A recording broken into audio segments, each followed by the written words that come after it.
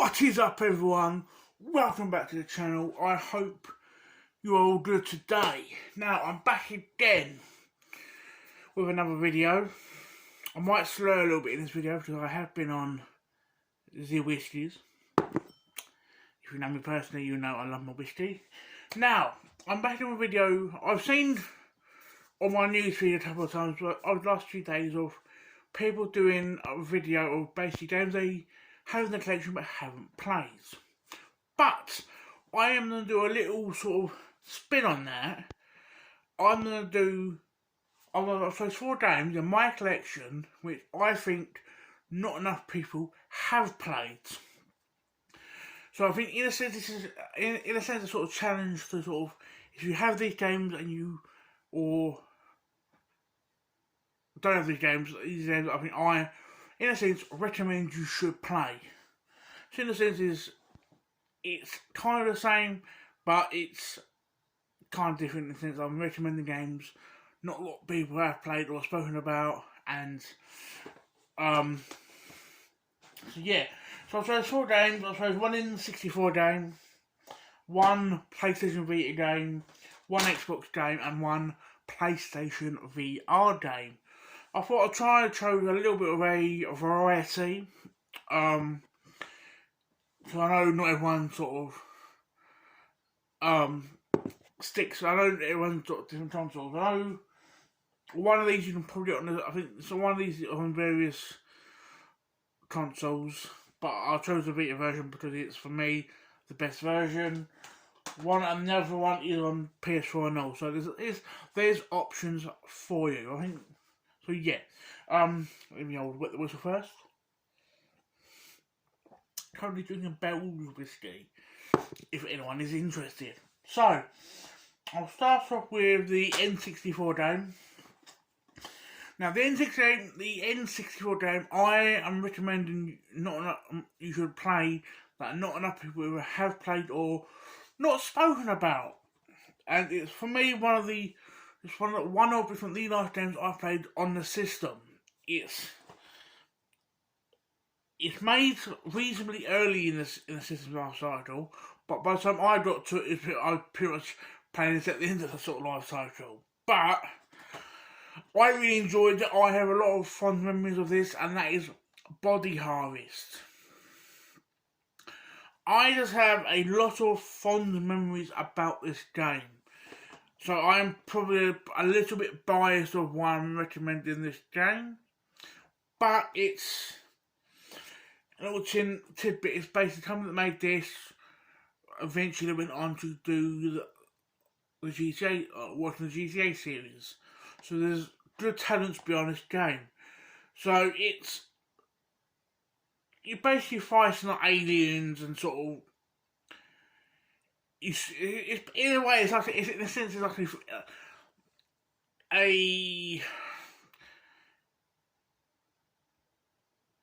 how can I recommend it? How can I say it correctly without insulting the game? It's not like oh man, I'm struggling with my fucking words now. It's not like a baby's first Fallout game, but it's kind of similar. Where it's in a sense you fight your aliens, your vehicles as aliens, and like it's one of the games I think not a lot of people. For me, it's one of the games I think. I don't know if I'm recommending this because I've got those rose-tinted glasses, if you will, or I remember it being a real fun game. I think, but I think from what I remember, I've seen like one person, don't remember who it was, mention this in a Hidden Gems video. Don't think it's Metal Jesus, but first game I recommend people to play if you haven't played it, and that is Body Harvest. Slide that back in my games. The Vita game I'm recommending, well, I'm saying Vita because it's my personal opinion, the best way to play the game, but it is on other systems, and that is quite surprising. Not a lot of people talk about this game. This is a Ubisoft game, but that is Child of Light. Now, I think not a lot, because I think people saw the art style, which for me personally is one of the main factor reasons why I love this game. Fantastic art style to this game. But a lot of people sort of saw it and think it's all cutesy and indie. Personally, I don't think it can be indie because it's made by Ubisoft. But I don't know. The art style's fantastic. It's made by Ubisoft, so it's got some sort of credibility behind it. With whatever you think about it, Ubisoft. I know they've had some negativity in the last few years, especially with like games like Assassin's Creed and things like that, like patchy games. But this is fantastic, and the story on it, I know it's basically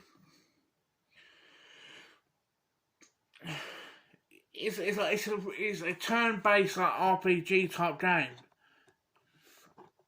And I think if you like them sort of games, it's worth playing.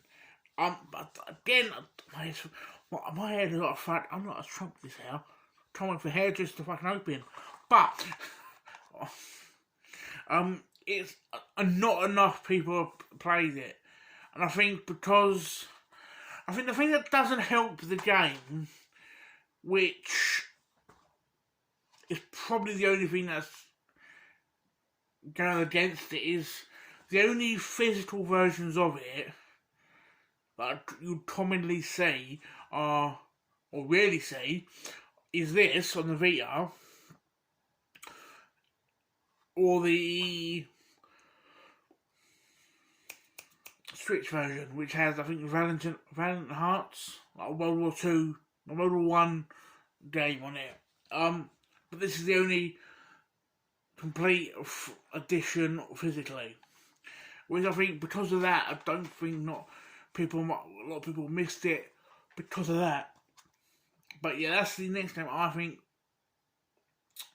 And another thing I forgot to mention, I'm glad I remember it now, it's you go against, like say, 2 or 3 enemies, but it'll be you, the main character, which is, I forget the fucking girl's name, and say 2 others in your party, and obviously you level them up and switch around things, but you can also switch around them. I think it's like 3 characters in overall, including the main girl. But the other 2 characters not included. You can swap around with other people in your party, and level them up. But you change them around depending on what your play style and things like that. Again, it's not enough people have played it. I think if you have Xbox Game Pass, it's on now. I'm assuming that the PlayStation 4, or now PlayStation 5 store, because that's on the Vita. So yes, get some of the old whiskey. Fuck it, it's Friday. The next game I'm going to recommend is a game that is made by a company that I love. And I'm a little bit biased to this company because if the company's Rebellion, if you look at a lot of Rebellion games and a lot of other very specific games, there's a company in the back called Sold Out. For the longest time, a mate of mine actually worked at Sold Out. I think he's now moved to Sony. I think he's now working at Sony. So I've got a bit of bias to Rebellion, but for my sort of games, they make fantastic games. Like I'm a big fan of the Sniper Elite series, big fan of Zombie Army series, the Alien vs Predator on 360. But this game, again, is on PS4 and all. So if you are a hardcore PlayStation, I got the PS4 version and all, which I might as well show the Xbox version, but it's basically plays like the Sniper Elite game, which is third person, but not be Sniper Elite, but in a different world and things like that. It's a fantastic co-op game. If you want to do a co-op game, like either online or I think you can do it with like wonderful player campaign and like other bits and bobs you might play, and that is Strange Brigade. It's one of the things I love, which frankly I should have got out before I started recording, is when this was shown at EGX a number of years ago. 30 years, 8? So about 2007-ish, it was me and 2 other mates, plus 1 other person, so there's 4 of us, done, basically there was a challenge at EGX. I think they've done it at PAX and all, but obviously it's the only time they've done it at EGX, the only time in the UK that it was at EGX. It's basically, if you beat the developer time on a certain mission, with you on your own or with, in this case, 4 of you, you get basically a metal coin, which I have got, which we've done. So I think though they sort of embrace these sort of teamwork with it within the game. It's basically, it says in the back, blast your way through. The wish is rushing one way through. Blast your way through a thrilling campaign set in 1930s Egypt. So if you like the Egypt setting, where we go, for the terrifying traps, there's monsters and puzzles and predicaments. But some of these sort of little sort of British joke, little British lines in it, like when you pause, I think like when you pause the menu, it says "Go for a cuppa," yeah. It's very, I feel like it's. If this is a game, I think, especially like the fact it's a rebellion game and it doesn't get enough love. For me, I think it's criminal, personally. So if you love the Sniper Elite failing, and in a sort of Egyptian setting, and you want a good 4-player co-op game, this is a game I recommend. So there. The last game I'm gonna recommend that if you should play. Actually, wet the old whistle.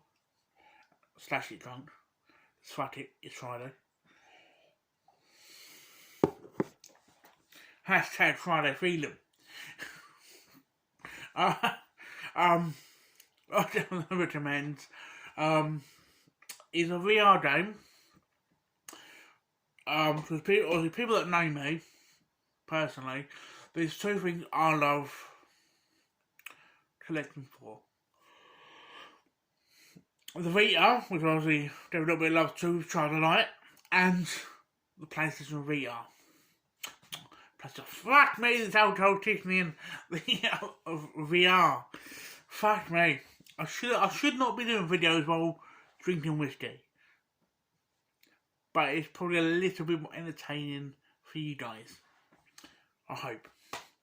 So the game I'm in VR is a game that's connected to a series that I've been watching. Obviously, during lockdown, because we are now, as we're recording this, Friday, Saturday, but pretty much 2-3 days out of getting out of.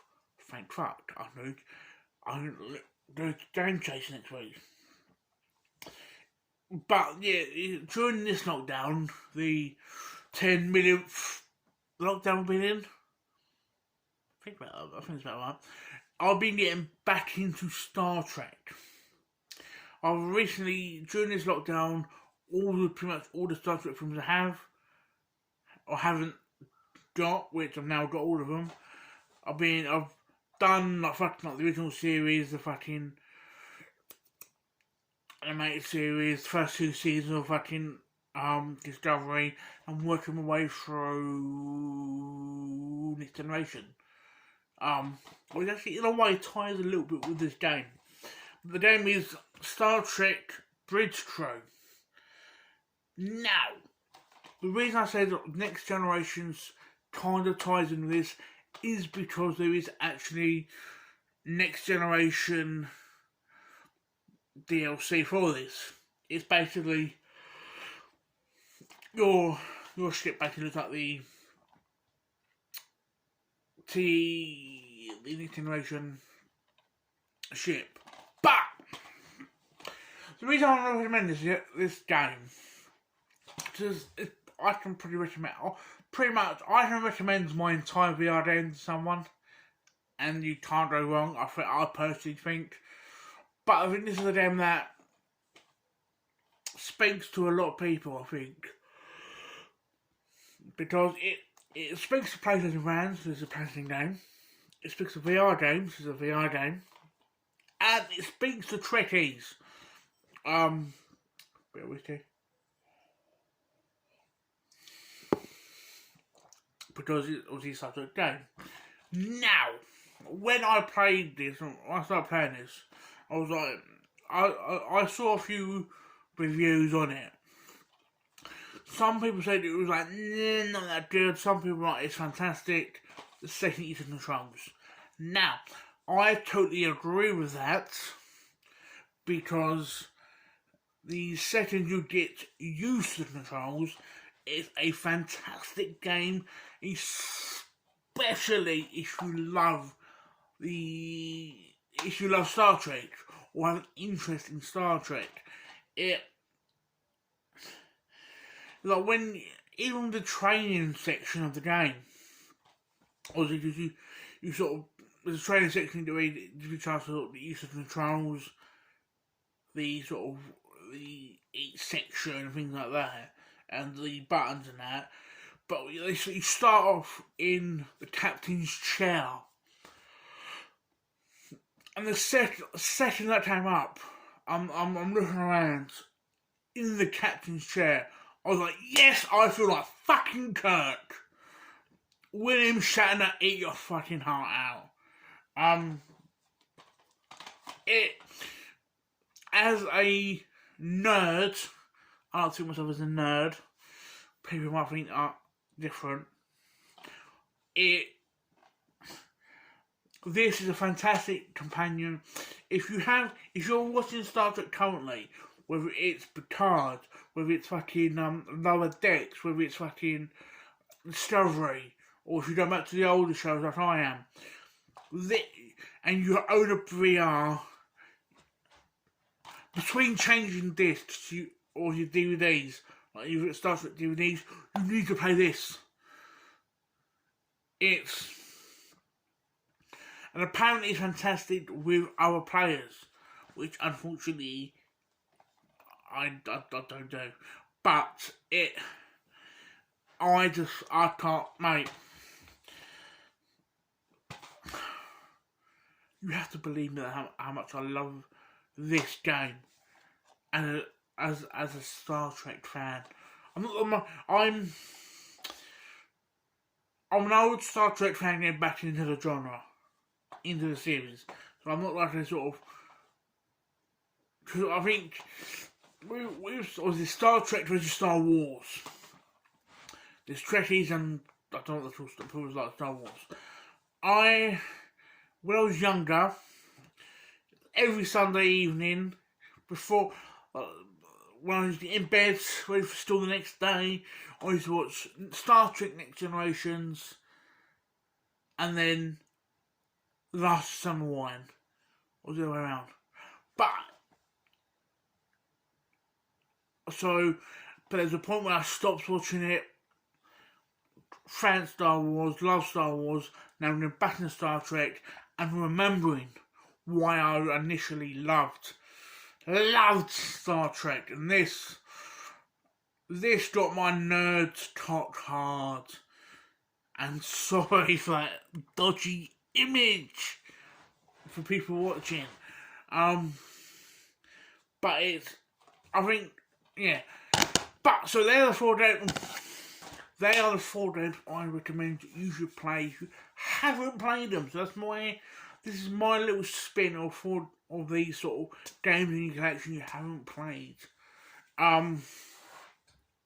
Because I initially, when I sort of sat down to sort of think of a video to do, initially I was trying to find games that I'm like, have I played this? I haven't played this. Some of them are like, I'm not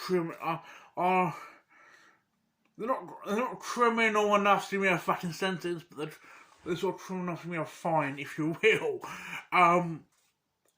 But so that's why I done my little spin of it like this. So I hope you enjoyed this video. Please give it a like. Please subscribe if you haven't. Please comment on... Basically, please comment, but primarily, please comment on if you played any of these games. And especially, comment if you've played, like some of the games I've shown are like the Child of Light and Strange Brigade. If you played them on one system, please let me know what system you've tried on and what you thought of it. But like I said, with Strange Brigade, I think on PS4 or Xbox you can't go wrong. I've tried Child of Light on the Xbox One. Don't get me wrong, I fucking loved it on my big TV, but I enjoy it. I think it fit better on the Vita for some reason. Don't know why, but these are 4 games, 4 sort of, in a sense, hidden gems, 4 under the radar games, if you will, that no one either speaks about and / or played. So thank you for watching, guys.